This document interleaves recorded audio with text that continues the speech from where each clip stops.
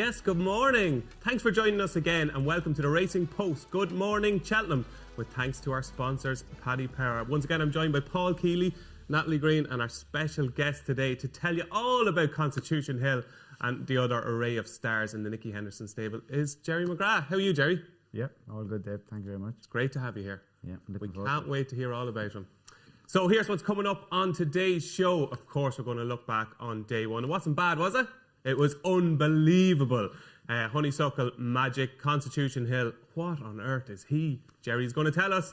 We're going to look ahead also to day two of the Cheltenham Festival. It is the big rematch. Yes, it is Shishkin v Energumene, and Shakin Persois is thrown in there as well. It's going to be a corker. Is Sir Gerhard the real deal? He might be, who knows, but he's short.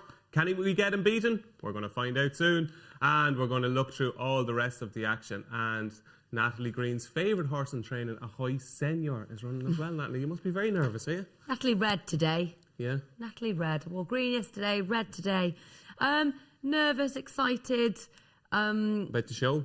No, about Ahoy Senior, about the show. God, not the show. Yeah, excited. And obviously the team are in good form, aren't they? Because what happened yesterday?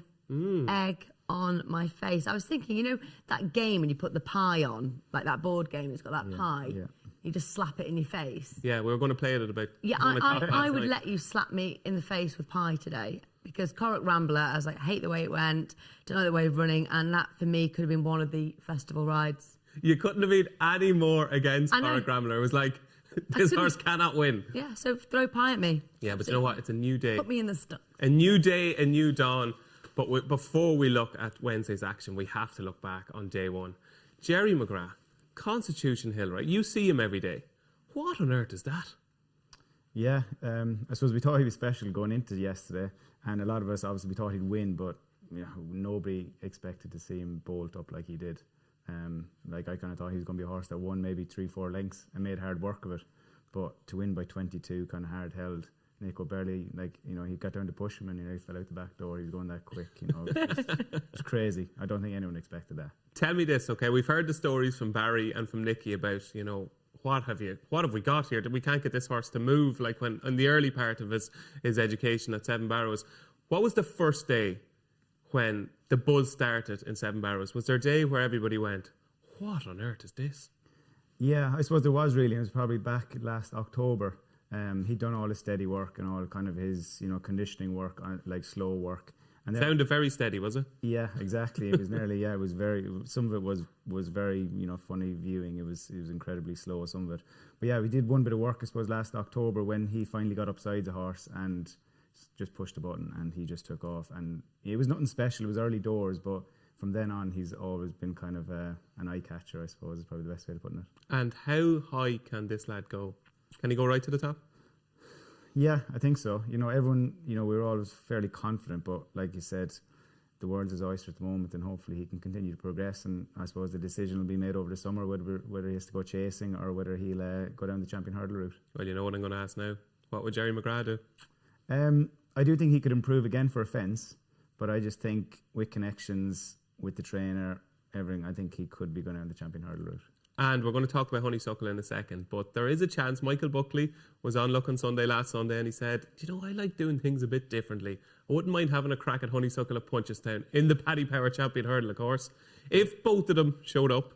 Yeah, speaking of Michael Buckley doing things differently, so when I got to the track yesterday, I walked, so first year properly retired, I'd never been to the Guinness Village properly, so I said I wanted to walk down there, get a drink. Of course, there was 12 deep people to get a drink, so I kept walking.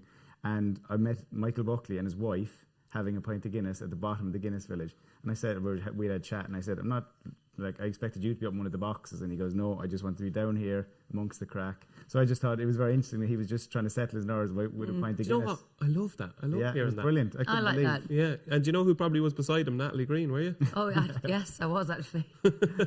How was day one? Quite early. It was incredible, wasn't it? The romance that we were talking about with Honeysuckle, but for me, Constitution Hill, it's just, when you talk about a thoroughbred, you talk about an athlete, the behind of him, his bottom, his engine, the look of him as a complete article, he's spectacular. Yeah, a lot of people commented yesterday and before the race, well, saying he looks fat. He's going to I loved it. You know, a lot of people commented he's too fat, and No, I think that's Let's hope his for us, look. yeah, Keels. I think that's the way he looks. Yeah, we cannot get weight off him. That's just the way. But he obviously, because of his temperament, he probably does just keep a bit for himself. Good on him, good lad. He just keeps a bit of of weight on him. Keep a bit for myself as well, Keels. How we all looked at Keels. Punting purposes, I mean, you could have hit me with a pie for every race virtually. Like, you know what I mean? I mean, the only thing I almost got right was Constitution Hill, but I kept changing my mind there. I mean, I don't think I'm going to live long enough to see a better novice hurdle performance, and it's not because I'm worried about my health. That was a once in a generation thing. You know, it was just sensational. I mean, you know, it was nearly 6 seconds faster than the champion hurdle. Now I know they called in that race, but even so, the time is sensational. He just is the real deal. I mean, you know, where he goes next, it's one of those things. Whenever a horse puts up a massive performance, it takes more out of them than it looks. Like, you know what I mean? I mean, he looked like he did it so incredibly easily as well, didn't he? But, you know, it does take him out. So see what happens with him. But, you know, if you were put him and Honeysuckle next to each other, I would have no hesitation whatsoever in backing him. And that's no disrespect to Honeysuckle. I just think this is an absolute monster. On Honeysuckle, you know, there were people who still doubted her. Was yesterday the day where she said, look, you are having a laugh, I'm the best? She's certainly the best of the generation at the moment, and you know, why knock a horse that's got that sort of record? Like, you know, I'm the sort of punter that always tries to find something to take her on. I had a bigger bet without Honeysuckle on the horse that trailed in Stone Cold last. So so that was no good to me. But no, she's fantastic, and she's brilliant. Every time she comes, she just brings it, and she has that little burst where she just tears them apart between the second last and the last, doesn't she? And I didn't expect her to win by that far. And I actually looking at it, I thought Epatante was going to come and get her. Yeah. She went away again. Like, you know, Epatante ran a good race, didn't she? She ran an absolute cracker. Brilliant race. Nicky Adam was absolutely right about that. You know, he was quite bullish that she was going to get a lot closer, and I thought, crikey, she's coming here. But then Honeysuckle went away again after the last. I mean, Epatante could have met the last a little bit better, I suppose. But even so, but that was a cracking day. Some, you know, great other stories. We got two festival virgins, Tom Cannon, Derek Fox, both riding their first winners at the Edward Stone was great. I was going to say, Edward Stone was great. Amongst all the greatness, Honeysuckle, Constitution Hill, Edward Stone kind of got lost, and you forget how badly hampered he was in front of the stands. That was an incredible performance. I totally agree. It was. He just, I said it on the show today, but everything about him is just straightforward, genuine, just a really easy racehorse. He jumped well, he took it all in, he sort of did what we were talking about, really, didn't he?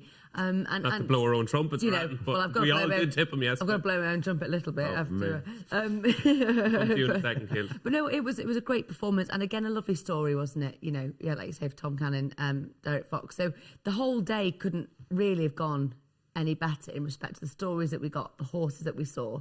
But one thing you're saying about Constitution Hill or any horse on a big day, you got to think, like, I always think Nicky's R7 Barrow isn't too far away from Cheltenham. Yeah. A lot of these horses, like, you got to think how far they've travelled. I know they come a few days before, but the whole performance, the whole festival is a big deal, and it must take a lot out of some of these horses. But yeah, Kingy, what a day. Yeah, it was magic. And the interview from Tom afterwards was just, that's the stuff you want to see. How does Nicky get these horses so perfectly right? The perfect pitch for Cheltenham every year. We saw them yesterday, like, even Marie's Rock, like, to get her to produce her career best on the biggest day. Well, I suppose until Saturday, the horses were out of form. Yeah. We were going to have no winners at Cheltenham. Like, I did 3 or 4 previews last week, and I was actually sick of telling people, like, the horses are absolutely flying. The horses we've been running previous to Cheltenham have all been big prices. They're just horses that are not good enough to win races or good enough to win novice hurdles. But yeah, like you said, I suppose I've been in the operation a long time there now, and like the week at Cheltenham, that's the only week he cares about. He doesn't care about Christmas. He doesn't care about Royal Ascot. He cares about Cheltenham, you know, in March. That's all. Like I said, that's when he buys the horse first day, you know, he's working back already, you know, from the festival. So, like I said, it's his prime target, and, you know, he's doing a brilliant job with this week so far anyway. And not only does Jerry McGrath have all the info for Cheltenham, he's also got one for us at Huntington. Yes, you're going to have to stay tuned to find out what the name of that horse is at Huntington, and it's worth staying tuned for, let me tell you. Keels, not a great day tipping for you, but the one thing I love about Keels is, I said to you this morning, are you confident? Of course I'm confident. Yeah, I mean, you've got to dust yourself down again. I mean, look, you know me. When favourites win, I tend not to. Like, you know, I'm always trying to find an angle, and it didn't work yesterday. There was some, you know, I didn't get the right ones, you know, from the outsiders winning. It's quite funny, actually. Some guy came up to me in the Guinness bar late on and thanked me for Marie's Rock. Right. And I never had a penny on it, never mentioned it at all. And what on earth is he going on about? He said, "Oh, you were all over it 2 years ago before it got injured." Like, what? What's all that about? Well, if we're counting those as winners, we all had a great day yesterday. Like, you know what I mean? I said, I haven't had a bean on it, mate. Didn't fancy it at all. You know. But it was a poor day. It was a poor day punting wise. But we bounced back. I mean, I had one of my best ever Cheltenhams a couple of years ago, and I didn't have a winner until the Ryanair. Like, you know what I mean? So it can go. You only need a few to get out of it. And it's not going to be a massive punting day for me today because there aren't that many races where I can really get stuck into taking on the shorties, like, you know. So, but I know we agree on one that's a pretty big price in the Coral Cup later on. So let's kick off our preview of day 2 of the Cheltenham Festival. And of course, as always, 1:30 is the start time, and it is the Ballymore Novices Hurdle. And at the moment, with Paddy Power, Sir Gerhard goes here, didn't go to Supreme. I'd say they're saying, thank God we didn't go to Supreme. He's currently 8th-13 with Paddy Power. Journey with Me, a big drifter in the market Keels, and 3 Stripe Life is third favourite at the moment. Then you're into State Man. Is it as straightforward as the market suggests, the old Paddy Power? It is if he stays, but I mean, it is a question mark. I think the last horse to step up from 2 mile to win the Ballymore was Pedlar's Cross in 2010. The last 7-year-old to win it was French Ollie in 1998. Right, you know, I mean, I think we are getting to the stage where we are going to get more older horses running in novice hurdles because they hang around in bumpers for too long, and etc. So, you know, that sort of stat will get bust at some point anyway. I mean, you know, my problem with looking at taking one yesterday was the fact that I don't actually rate the next 3 in the betting. I saw Journey with Me run, you know, obviously beat Kilcrut first time, but Kilcrut wasn't the horse that he was even yesterday. And the next time, we just made a real meal out of winning a Mickey Mouse race and looked slow. And now this ground is pretty quick, even if they've watered. And I don't think he's going to be fast enough. I would say I don't think the Stage Star form is particularly good. So I'm thinking, what am I going to take him on with? And I actually came down to the other Mullins horse. What do you want? He beat Ginto in a bumper on his debut. Looked a really nice horse when he won his maiden hurdle, and then it was just a funny race in that Grade 1 that he ran because he kept losing his position coming back. But he actually arrived there at the second last go really well, and then got run out of it. Wasn't beaten far. Was obviously lame going into the Dublin Racing Festival, but I think he's probably quite decent. Obviously, Willie Mullins had 10 horses entered in this at the 5-day stage, and this turns out to be the one that's the second string. Now, I do know that the owners are sponsors, and they won the race with City Island, but I don't think they would run a race just in the race, just to have one in the race. I think they want to run a race with a horse that's going to run well, and I think he will outrun his price. And whether he'll beat Sir Gerhard, another matter altogether. And his price is 20-1. Well, whether he will beat Sir Gerhard, who knows? But a man who knows Sir Gerhard pretty well is Ruby Walsh. Okay, Ruby Walsh. Sir Gerhard, obviously you've been a massive fan. I know that you were pretty keen on wherever he went. Right call to go here? Yeah, look, hopefully he's only a PK. He looks to be in great form. I don't have any worries about the trip for him. It looks a good bit easier race than the Supreme. Look, 3 Stripe Life was behind him at Leopardstown. I don't really see how he turns the form. I think Sir Gerhard can only jump better and therefore be a better horse than he was at Leopardstown. Journey with Me looks a strong stayer, but it looks more like an Albert Bartlett horse to me. So I think this is Sir Gerhard's to lose, really. Yeah, and you can hear the views of Ruby Walsh on the From the Horse's Mouth podcast every day of the Cheltenham Festival. Natalie Green, Sir Gerhard, 8th-13. Punters will want to try and put this horse into their multiples. Should they? Yeah, I think today of all days is probably a bit more of the shorties, the favourites day. Like I say, yesterday we did bad with a few of ours, but they were still... All right, Natalie. We did a few winners. No need to keep going on about it. They were short enough, weren't they? No, it's hard. Like, it's just sometimes it feels like it's just so easy to just say, look, Sir Gerhard is rapid, very, very fast, loads of hype about him. You know, Ruby's already said, hasn't he, from the outset, whichever one it goes in, which of them there's a Ballymore, he wins it.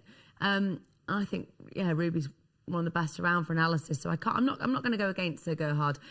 I would mention the Elliott horse. I know Elliott hasn't got off to the best start yet, but this is what he can do, and I'm sure he will come back with a vengeance. Yeah, 3 Stripe Life. The trip is could bring out more improvement. Well, that's what he's saying.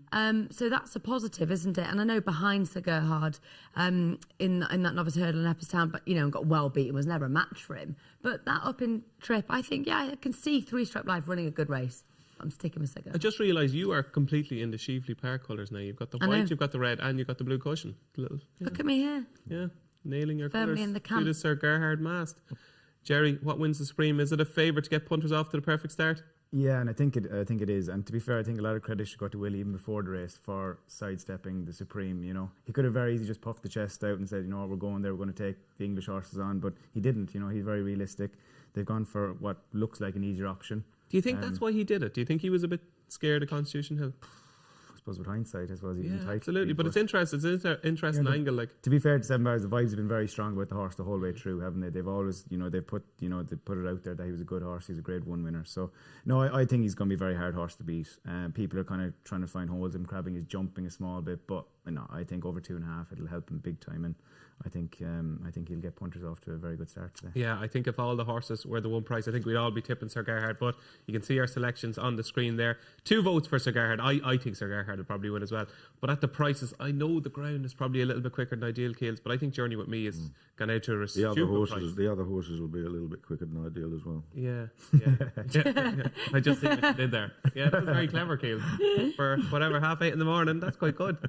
So Journey With Me, I think, will finish in the first 3. And it's What Do You Want at 20-1 for Paul Kealy. I think you're going to have a good day today, Keels. So hopefully What Do You Want gets you off to a decent start. Moving on to the second race on the card. It is the 2:10 and it is the Brown Advisory Novices Chase. And what a race we have in store here. It's Brave Man's Game, who's currently your 11-4 favourite. Paddy Power Long Press 7-2, 6-1 Capodanno, 7-1 a high senior Natalie Green. Like you're nervous already about this, aren't you? Yeah, nervous, excited. I love him. Like I said, it was my horse to follow, as well as Fernie Hollow. But Hoyson was still around, thank goodness, and in train doing well. I was at Kelso, like I told you, at the Moor Battle meeting, and Lucinda and Scoo brought him for post-racing for a gallop and a jump, and wanted to get him to work downhill across some of the fences just to really prep him up for this. There's so much excitement about him, but yeah, when I saw him in the flesh, he's just a beautiful sort of different class. This is, I'm just pleased to see him here, and yeah, he's one of my best bets, and I want it to happen. I want it so much to happen. I'm going to make it happen. Come on, Ahoy. I've been so excited about this horse, and Anti-Post was my tip, so of course I'm going to follow him through. I'm a little bit worried about L'Homme Pressé. He's efficient. He's a good horse. Brave Man's Game, obviously, absolute quality. I think the King George is more suited that type of horse, really. And he does get very upset. Brave Man's Game in the preliminaries, he gets nervous, he's anxious. So I'll side with the Hoy Signor, and this has got to be one of the stories of the week for me if he gets it. Very best of luck with him, Natalie. I hope he wins for you, because I backed him too. Jerry, I love Brave Man's Game. I love him. I think he's glorious to watch. I think he's fantastic over a fence, and I think he'll win the King George. But I don't think this race and this track is for him. I want you to convince me otherwise. You've got about a minute. Yeah, like I'm a big fan of the horse. I always have been from day one, even when he won the Challow as a novice last year at Newbury. I can kind of see your points, but obviously the flat track, I suppose most of his winning has been on flat tracks. People are going to kind of try find an edge there, but I just think like he's a former Irish point-to-point winner. I think it's his race to lose today. I don't think Ahoy Signor is going to reverse the form with him. I don't know. Maybe I'm wrong. No, you've got a challenge. He is wrong. He's wrong. Yeah, you're wrong. Stick to your guns. He's wrong. Wrong. Brave Man's Game for me today. And I will just throw Dusart in there at a price, 20-1, I think. About that price. Definitely double figures in it, that's all I know. Just a good each way shout to be in the money. The day I was with you and Seven Barrows back in November, he schooled. Okay. And he was absolutely electric. And I told everybody to back him for the Arkle. Because at that stage, I think Nicky was thinking of running him in the same race at Kempton that Altior won, which was 2 miles. So I got all my mates to back him for the Arkle. And it turns out he's a lot slower than I thought. Were you taking the bets yourself? Yeah, Jesus. I should have done. Yeah. He is... Well, he's a half part of Simon's League, isn't he? Yeah, you know what I mean? So he should have a bit of speed with him, shouldn't he? Yeah, definitely. Yeah. But he is, I don't know about Dusart, but the one thing I do know is I don't think we've seen the best of him yet. Is that fair to say? Yeah, definitely. Like I said, he's won 2 very ordinary novice chases this season. He's been kind of kept very low profile with the intention. And just the big thing is with him, he's going left-handed for the first time this season. he's been running right-handed and jumping badly left and giving away a lot of ground. So going back left-handed, I think it's really going to suit him today. Okay, so At an each-way price now. I'm not saying he is an winning, each-way price, but yeah. each-way price. He mightn't win the Arkle, but he could run well in the Brown Advisory. Keel's a cracking race. Yeah, it's amazing. I'm in a situation where I am actually a massive fan of all three of the British horses, Braveman's Game, Long Press, or Royce. So I ducked out of the race for tipping purposes in the paper today because, I'd happily see any of them win. Now, Long Press, I don't think gets all the credit he deserves. Phoenicia Williams is a fantastic trainer, always has been. Yeah. But I get the impression that if Long Press was with Nicky Henderson or Willie Mullins, we'd be talking about the next superstar. He's won 4 chases on the spin, aggregate of 50 lengths, looked better every time he's done it. I just think he's very, very, very good. But I also think Braveman's Game is very, very good. I love the way both of those two jump. Yeah. And they've definitely got the edge on the Hoy Senor on that. A little bit worried about the money for Capodanno. I mean, he did get Bob Ollinger off the bit briefly, but Bob Ollinger ended up thrashing him quite easily. And if Capodanno beats the best of the British, I mean, these are the immediate future of the British staying chases, aren't they? You know what I mean? And if second tier Irish chasers beat them, it's a worry for the next couple of seasons. Yeah. Although, would you worry that Venetia's said that she's had a bit of a vibe? I know Venetia is naturally cautious. Yes, I think she was very honest. She said some of the horses have runny noses, but also the point. I mean, when you talk about yards and whatever, they have different yards. I mean, all these horses can be miles away from each other. No. Like it's not like they're all sitting next to each other. So maybe the Cheltenham horses are absolutely fine. They're not in the We'll have to wait ward. and see. She has started to have winners again as well. Yeah. So. The snotty water there.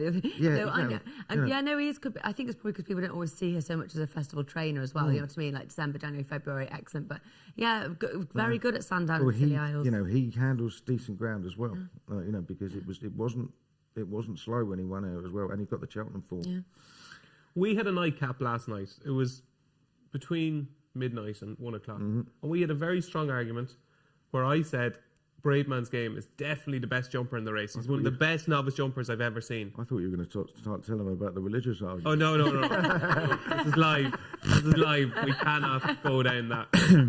But you thought I was a bit mad to say that Braveman's Game was the best jumper in the race because you think Long Press is equally as good. I think he's equally as good, yeah. I mean, I would never crab Braveman's Game because he's brilliant. I think they're both equally good jumpers. They're both excellent jumpers for novice chasers. I mean, for any chasers, to be honest. Different techniques, obviously. Yeah.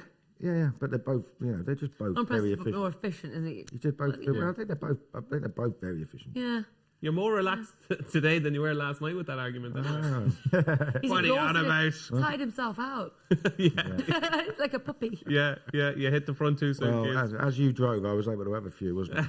Yeah, you certainly were. So that is your Brown Advisory Novices Chase. A split camp here. Myself and Nat are with Ahoy Senior, of course. It's Long Press for Paul Kealy and for Jerry McGrath.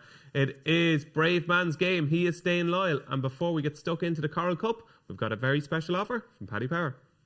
Ruby, while I have you, would you mind if I pick your brain for a minute? Usual stuff that time of year again, coming up to Cheltenham, so I have to come up with a blockbuster offer for the customers. So your name is over the door, so whatever you want. Look, I just want to run a couple of these by you. I've got a couple of options here. So we have money back for your horse to finish second, paying 4 places each way in races with 12 or more. We've got maybe playing out in a placed horse as a winner, or refunding if your horse is Whoa. Way too complicated. Just give everybody a free bet. What do you mean? Just give everybody a free bet on the first day of the Cheltenham Festival. Simple. Right, so like a free bet for everyone on day one. Okay, well, I'm going to have to have a chat with the traders and the... Paddy. You are Paddy Power. You can do better than that. Free bet for day one and a free bet for day 2 as well. How about it? I'm not surprised. I'm going to be laughed out of the room by these bean counters, Matt. It's just not as easy as that. Paddy, 3 is my favourite number. Free bet day 1, day 2, day 3. Make it a hat-trick. Thank you for your input. Gentlemen, I appreciate the time and all that. I kind of see where you're coming from, but there's just no chance. We're just not going to get away with that. Finance will never let that Good shout, lads. Paddy Power giving a £5 free bet on days 1, 2 and 3 of Cheltenham. That's 15 quid's worth of free bets. Terms and conditions apply. 18 plus. BeGambleAware.org. Oh, there you go. A £5 free bet for the first 3 days. You've got 2 days left. This is a race where that fiver could become a lot more Paul Kealy. The Coral Cup, right? This is made for you. I'd say you have a pretty good record in this over the years. This is Paul Kealy written all over. No pressure. Find us one. Yeah, well, it's funny. I've been all over Campron Antipost for ages, and the case for him is so standout. I mean, you can't leave him out. He was fourth in a Great Wood Hurdle, wasn't he? And he was the only horse anywhere to get anywhere near the winners who went right round the inside all the way. And even when the ground's quick at that particular meeting, it's not the right place to be. So he's fourth. The fifth was Tritonic, won a big race at Ascot next time. The sixth was Fortune and Glory. Second to Epatante on the Christmas Hurdle, won the Betfair Hurdle. The seventh, Marie's Rock.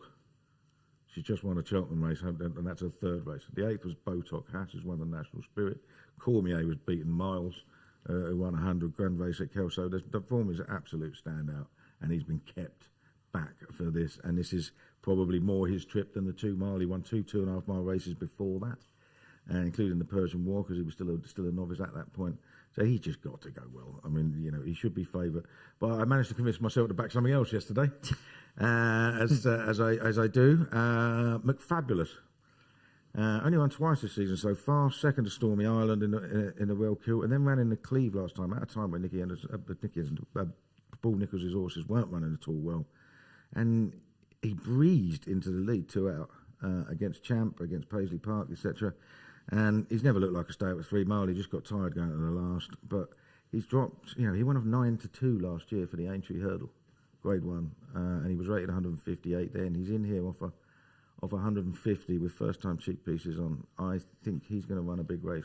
Whether he's good enough to win it or not, I don't know. But he's definitely going to run a big race. Do you know who he reminds me an awful lot of?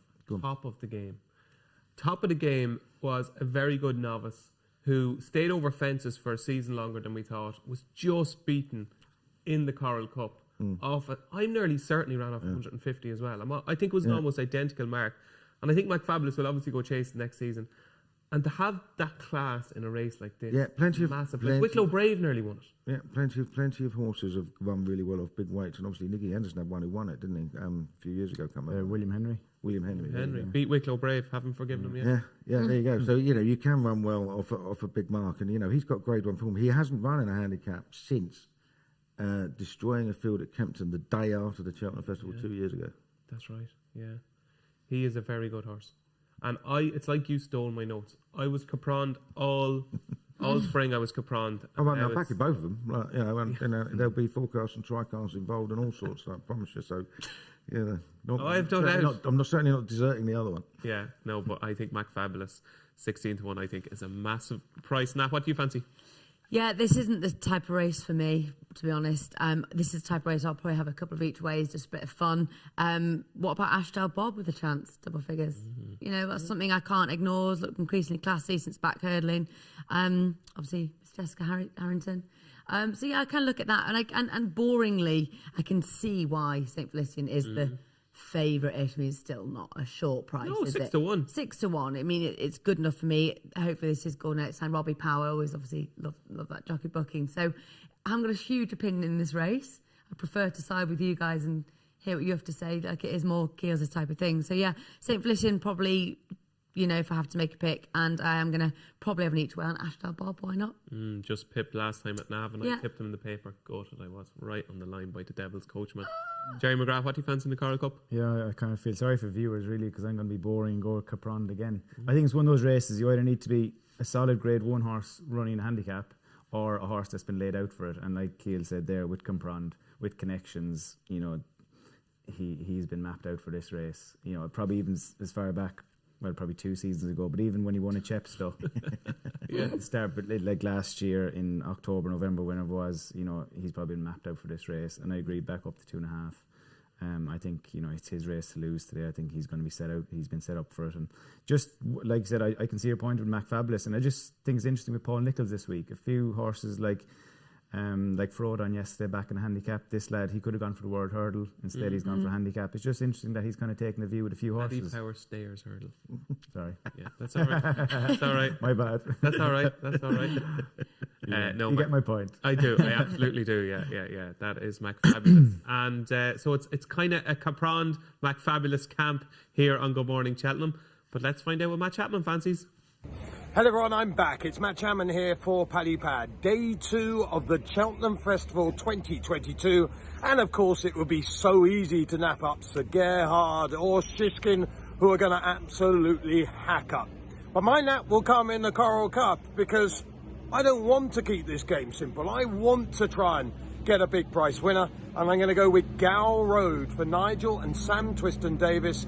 Gamble Road gave Unexpected Party a stone earlier in the season and beat him. Now he only has to give that horse £3. He's run since that victory 2 times over an inadequate trip. He goes back to his winning distance and his winning course. Gamble Road each way in the Coral Cup. That little race sponsored by that little firm. Now, I must apologise to Matt. Yeah, I did take the piss out of him a little bit with his tip, Gaelic Warrior, yesterday, who, in fairness, I know was favourite, and I know I said it was a ridiculous pick, but he probably should have won. He was an unlucky loser. No reason ever to apologise for anything. Well, Matt, I apologise if you're watching, which I'm sure you're not. I apologise. But as you were giving your tip there, Kealy said he has no chance, Gamble Road. I didn't say he had no chance. I just did a preview in the hollow bottom with Sam Twiston-Davis, and he says he's desperate for rain, and they haven't had it, and it's not going to arrive in time. So it'd be a little bit of a negative. Okay. Still didn't win, so we don't need to apologise. So let's well, you go did on tell him to shut up. Let's go on factual evidence. Still didn't win. Okay, good enough for me. When I was watching it, I was like, no. Yes. Yeah, well, best of luck, Matt. Gamble Road, a solid each way chance, I think. But let's move on to the big one. It is, of course, the Queen Mother Champion Chase. And what a race we have in store. I even had to move forward in my seat because it's an absolute corker. It is the rematch. It is Shishkin, as you can see on the front of the Racing Post today. You've got to pick up a copy. Look at that, the rematch. Shishkin v Energumene. What a race that was in the Clarence House. And Shishkin is out to 5-6 now. He's drifting, Jerry McGrath. You've got Energumene at 130. 13-2, Shack and Persois. What an each way price that is. And it is 16-1 bar. The once next big thing, Envoy Alain, is 16-1. Right, Jer. Shishkin, where are we at the moment with him? I'm just looking there at the winning prize. It's 225 grand. I wonder would that, if he wins today, well, hopefully when he wins today, will that put Nicky in ahead of the championship or not? Oh, won't be too far away. You're a real team player. Would you get a cut out of it? I don't know. I know he's, like you said, he's an incredible racehorse. From day one, he's been so talented. He's probably a bit untraditional 2-mile chaser at home. He's not as flashy as your Altiors or your few others we've had through the years, Sprinter Sacra and things like that. He's much more workmanlike. He probably looks more like a 3-miler at home than he does a 2. But saying that, the last kind of 10 days, he's really sparked up. His work has been very solid, and I just think he's not going to reverse. Energumene's not going to reverse the form with him today. Some people are kind of questioning whether the ground is drying out a bit too much for Shishkin, but he's so solid. He doesn't mind what ground he runs on. Yeah, and obviously Shark and Pushwa. It's just very interesting how bullish Willie's been about that horse like for the last 2 weeks. And even up until declarations in the morning, it hadn't been confirmed that Paul was definitely riding in Energumene till literally about 5-12, I think. But I just think... I think everybody else in the yard thinks he's completely bonkers, though, doesn't they? Everybody else in the yard says Energumene is by miles the best. Yeah. Willie just loves Shakon, doesn't he? He loves him, like personally loves him. Yeah. I think he's something to prove, the fact that he hasn't performed at Cheltenham before, and I think Willie's determined that he has to get him to turn up on the day. And I suppose he was probably just worried maybe Energumene had a hard race at Ascot, and maybe he might have, might be a bit flat in the last couple of weeks. But Shishkin, he came out of the race brilliant. He actually came out of the race probably better than he actually went into it. Yeah.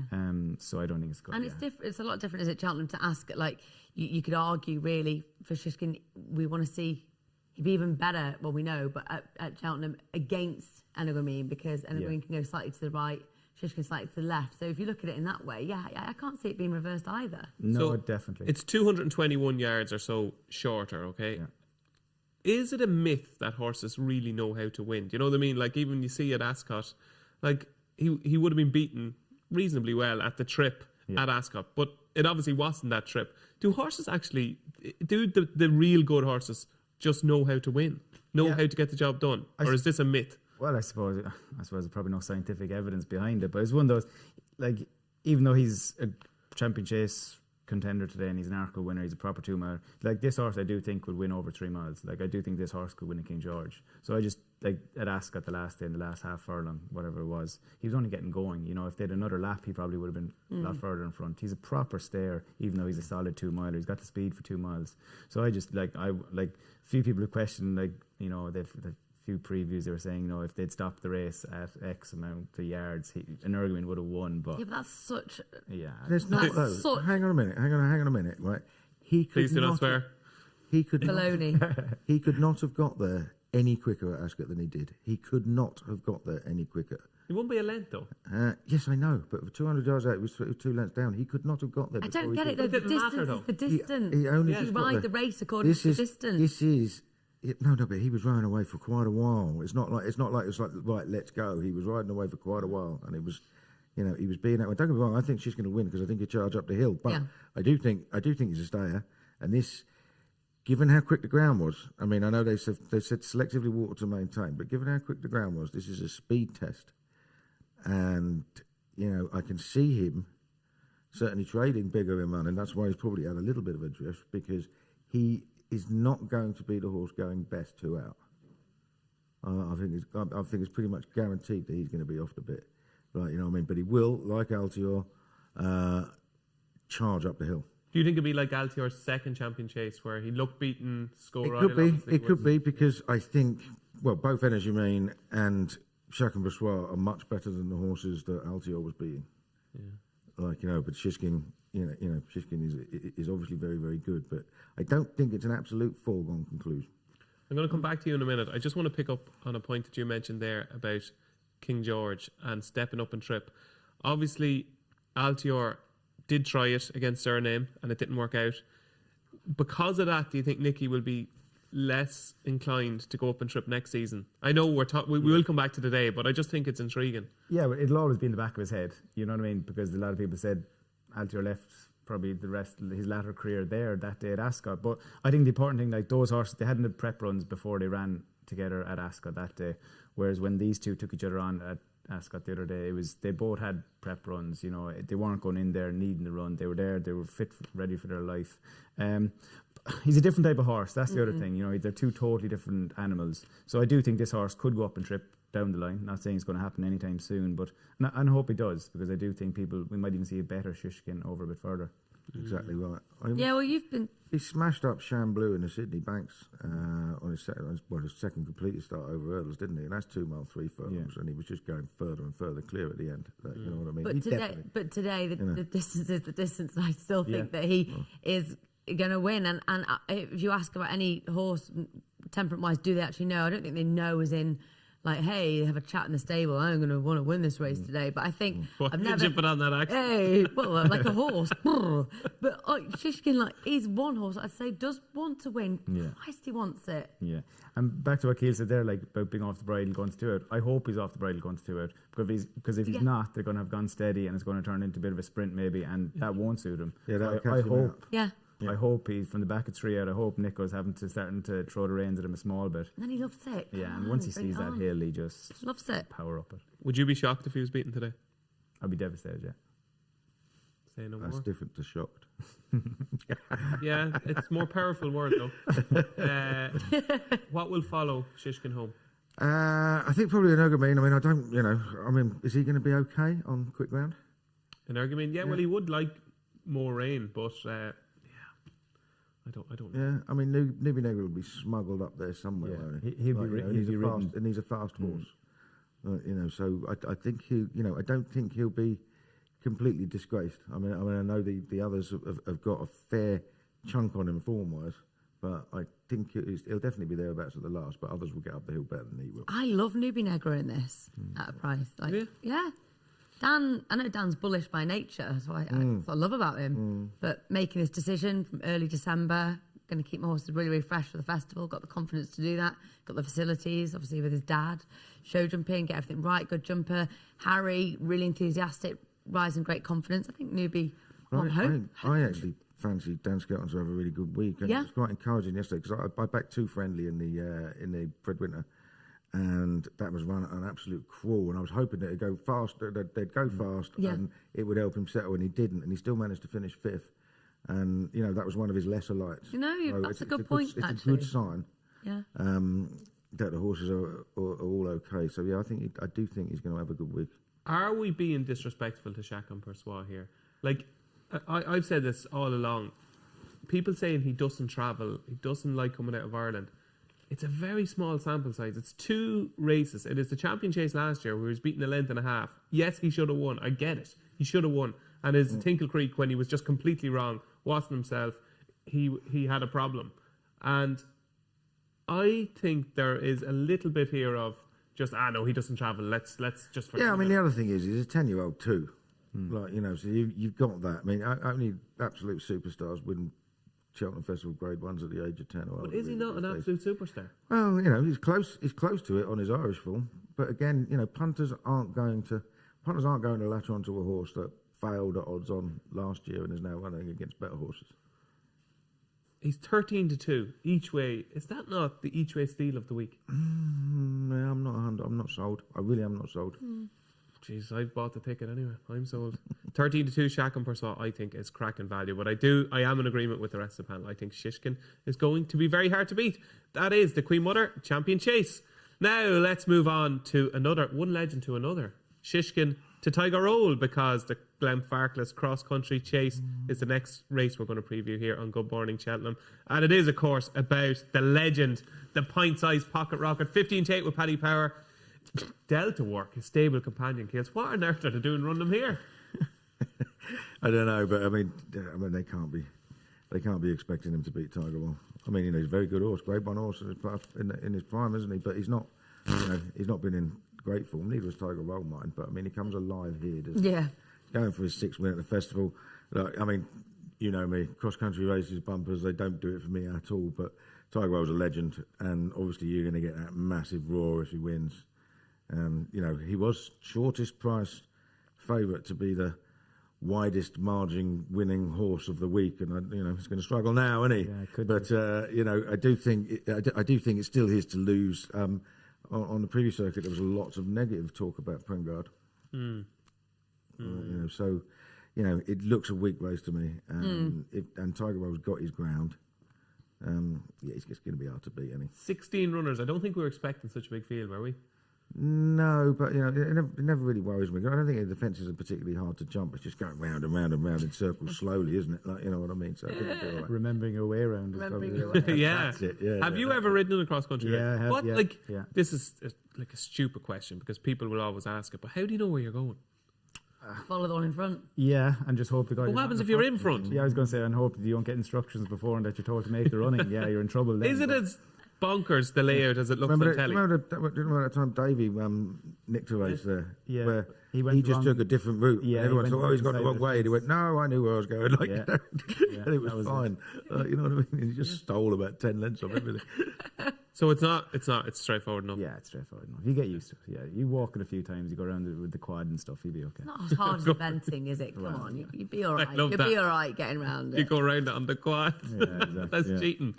That sounds good. Must be the same mindset as faking them. Just remember, it's another time, another way round again. Exactly. Go round again. Is the fairy tale going to happen here? Yes, we can pick this apart a bit, can't we? A few runners in here. I really enjoy watching the cross country race. I do. I think it's good fun. Okay. I like watching it, but Put that in your pipe and smoke it. No, but I quite like watching it. It's good fun. But look, we can look at this. Diesel Delia here, course and distance specialist. Easy's Land was absolutely bonkers when I saw it at Sandown. John Joe couldn't get on it. Yeah, it was bonkers. I didn't realise. I was like, wow. What was going on with that? It looks like it's boiled over or something. Prengard, like you say, been disappointing. Got Delta Work in here. So, yeah, it's kind of a little bit tricky to get away from Tiger Roll, isn't it? Yeah, I He's the class act in this. And this, if they're going to go out with a bang, this has got to be it. Well, I interviewed Gordon Elliott for the big read in the Racing Post on Sunday. And I said it to him. I said, what are you doing running Delta? What happens if Delta Work wins and Tiger Roll is second? Like, you're depriving Tiger Roll of the ultimate retirement party. You're depriving him of the perfect send-off. Would you not be disgusted? And he goes, no, I'd be delighted. I want to train winners. Yeah. That is his attitude. He wants to have the best chance of winning the race. And I suppose you've got to admire him from that, but Yeah. as people are saying, it'd be like shooting Bambi, would it? Yeah, I think people are ruling with their heart over their head here. Like Tiger, he's a 12-year-old. I think Gordon Elliott's a brilliant trainer, but I don't even think he's going to get him to win the cross country today. Really? What? I don't know. I think he's the lay of the day. You're today. being serious here? Yeah, 100%. Lay of the day, Tiger Roll. Yeah, and I love the horse to bits. He's an but you're incredible just horse. making it like, He's a 12-year-old. What we've seen in the last 12 months, I know he comes alive at Cheltenham. He comes alive on good ground. He comes alive over the ground. He was 11 last year. You've just ticked all the boxes. But I just. But what else though? What else? Like you just mentioned, Delta Work. He's a quirky horse, and if he takes these fences, he's the kind of horse he'll either win or he will absolutely hate it and pull up. I think he is definitely of interest, and they're running this for a reason. And obviously, the same owners, they don't mind which they win with, But I am going to give a good each way shout for Diesel Dallier. He's a cross-country specialist. He was bought out of France to win a cross-country race, and he did. Like I said, at the weights, he's wrong. Like you said, in the handicaps, he's got a chance, but obviously level weight at the festival. But I just think at each way price, I think he's a great... He'll run his race, and if something beats him, well and good, but I don't think it's going to be Tiger Roll. Yeah, Tiger, the reason God's been so good with him is because he keeps his work so varied. Hopefully he just thinks he's going hunting. Maybe. Tiger Roll's like, woo, yes. Let's have the crack. Let's go. I hope I'm wrong, because it will be a great story again, but I don't know. You're pretty convinced here. I'm not on that Tiger Roll today, that's for sure. Wow. Lay of the day, Tiger Roll for Jerry McGrath, who fancies Diesel Dallier. You're going to have to roll on the floor if you're wrong. We're going to roll you up. You're on tomorrow with us, aren't you? I was just going to say I might be regretting that. We're going to roll you off the sofa. I hope we are playing that clip tomorrow and we're going, Jerry McGrath, you got it wrong. Tiger Roll, let's hope, fingers crossed, and toes and legs and whatever you can cross, let's hope Tiger Roll does the business, because I think it will be the reception of the week. Moving on to the penultimate race on the card. It is the Grand Annual at 450. And right, I'm going to go on a rant here, Keels, because this has now almost become my strongest fancy of the remaining week. It is Andy Dufresne. He was 10-1 last night. Unfortunately, he's been extremely well backed. He's into 11-2 now with Paddy Power. I'll just make my case for him, okay? He is the ultimate JP McManus plot horse for this race, in my opinion. He's rated 155. He could never win a Queen Mother Champion Chase because he's not just quite at that level, but he has one big shot in a big handicap in him. And this is it. He has a bit of class. He beat Captain Guinness over hurdles. JP McManus' record in this race is absolutely phenomenal. Going back through the years, even back to Belvano. Le Parisienne, he's won, I think, 3 or 4 times in the last decade. And he's had horses just chinned in it, like Entucas last year. I think a long time ago they said, right, who's our Grand Annual horse this year? It is Andy Dufresne. And the key thing is fresh. We haven't seen him since November. He goes really well fresh. He's one on the back of big breaks. And for me, he's going to be the plunge horse of the day. He's been plunged on already. I think he'll go off. Yeah, I was going to say he's already been the plunge horse, isn't it? And I can see all of that. But we've missed the boat. If you're not on him now, you've missed the boat. I think, I mean. I can let him win at 11-2 because I don't think on what he's shown he's got loads in hand. He might have. He's always threatened to be a good horse, a really good horse, isn't he? Like, you know what I mean? But he's been fragile. So I can see where you're coming from. But I've fancied one for a little while. Ferrero Bamboo, who was second last time to Dolos in Dolos's Gold Cup at Sandown. He's won the race, 3 times, been second in it twice, and was £15 lower this year than a year earlier. And I thought Ferrero Bamboo did really well to finish second there. Charged up the hill, came from way off the pace, and the first and third were ridden far more prominently. He was 10 lengths ahead of the third. I think he's well handicapped. It was always the attention for Venetia Williams to run him here. She had that, the bookmakers had Brave Shaska a shorter price. That's what I was going to say. Surely it's a big bonus that she thinks Brave Shaska went for the Arkle, and she's relying on Ferrero. Yeah, I mean, it was a strange decision to run Brave Shaska in the Arkle anyway. It was like, almost 100 on the machine. Like, when it was like 7s for the Grand Annual earlier in the week. But he was going well though when he came in. Yeah, it was only the third fence. Brought my lad down as well, didn't he? I knew it wasn't going to be my day. I think he got a massive chance. And last year's winner, Sky Pirate, should not be ruled out. He has only had small fields since, and he's just one of those horses that one of those handicappers that they can't go fast enough for. And he's just too keen. Now, last year, he just tanked around in about 4th or 5th all the way. and he was really strong. He's £4 higher, but only Entukas got within nearly 4 lengths of him last year. So I think he's going to run a big race again. I was just surprised off top weight they didn't claim off him. Yeah, you'd have thought that, but I think it's Nick Schofield's right. Yeah, he's got a connection with the owner. I think that's fair enough. So it's Ferrero, Bamboo, and Ferrero, Sky Bamboo, and Sky Pyro. I'll back those two. What about you, Nat? God, I could talk about all of them. Edited Jeet's progressing nicely, in small fields, but got that course form for Gary Moore. Don't think that's without a chance. Looked at Embittered. Then I've kind of come down a little bit on Time White, probably because I watched the video of it, Paul Nicholls and Luke Harvey. But there was a lot I liked about it. Look, Time White has obviously been a real sort of weak, big baby, taking a bit of time to come together. But at 6 years of age, that's physically when they do sort of come together. It's powerful horse. I think Time White's, look, he oozes a hell of a lot of presence. He has got a turn of foot. He's not a big, slow boat. He's just taking time. Doncaster, look, he won like he was going ahead of his mark, but that Doncaster race wasn't exactly awesome, was it? No, he bowled it up though. Yeah, he did. That's what I love. But it wasn't, I can't say what an amazing race that was, because what he beat wasn't amazing. But the way he did it and the way he executed it makes me feel like he's definitely open for progress in this type of race. So I will be brave and go with Time White. Yeah, he was my original fancy in the race. And Was he? I've tipped him up on another show at 33-1, would you believe? Yeah. What put me off him? Andy Dufresne. Right, I think Andy Dufresne is just a class horse now. Handicap. Am I wrong? I can see your point of view. I just worry his lack of experience in big field handicaps. Obviously, it's the first time in a handicap, but just in big fields in general. And it's one of those races, they go so quick. Down over the first couple of fences, you don't see a thing. And I just think he might just lack a bit of experience. Have you won this before? Or go very close to winning it? I did, until AP McCoy loomed up the inside going whoa, whoa, whoa on horse of... I rode a horse with JP in it, and he beat me. Year after Belvano, I think. You mentioned him earlier. He was Irish trained, but he'd about 4 stone. Alderwood. Alderwood. Yeah, Alderwood. About 4 stone. I'll never forget it. You were second? Yeah, I was second on Kid Cassidy. That's the horse, Kid Cassidy. Let it be steady. He was going, whoa. I thought you done well. You need to go, whoa, whoa, but he was actually talking to the horse. Oh. I can't believe it. I was going to say. He was telling the horse to slow down. Yeah, just to clarify. So we're not all given... I have to say, you did remarkably well to get Kid Cassidy to finish second in the race. Yeah, he was a bit of a lunatic. He was an absolute nutter, wasn't he? Absolutely. He got electrified at Newbury a few years previous, didn't he? Yeah, he did. They had the problem there. Yeah, they say that's where he... And they do, is it visually...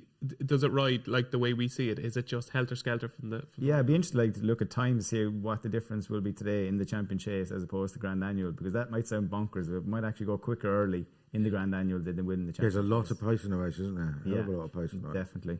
And with that in mind, I'm a big fan of Amarillo Sky. I think Colin Tizard, Brendan Powell, they've had an unbelievable season, and I think it'll be capped off now with Brendan and Colin having a festival winner. He bounced back from a heavy fall the last day at Newbury. He was very impressive, and I just think he's... Yeah, exactly. Even though he fell, I suppose, but yeah, he's a good jumper. But overall, he's a good jumper. Don't mind that. But yeah, I think... a minor They detail. all fall. They can't Exactly, yeah. I think Amarillo Sky, I think he's a good bet today. And Tom Siegel, Mr. Pricewise in the Racing Post, a big fan of Amarillo Sky as well. So we're on to the finale. It is the 5:30. It is the Weatherby's Champion Bumper. And this is a proper bumper. It is Facile Vega, currently your 7-4 favourite against American Mike 9-4. It is 6-1 bar, which includes Redemption Day. And there's a whole host of potential top-class Willie Mullins trained horses in here. It's going to be fascinating, Jerry. Which one do you like? We were just speaking beforehand, and Patrick Mullins did an interview yesterday after he won the National Chase, and I think he said the last winning favourite they had for the Champion Bumper was 2005. I don't know if that's right or wrong, but if it is, that's a long time. Yeah. And obviously you'd be a bit worried with that kind of stat with Facile Vega.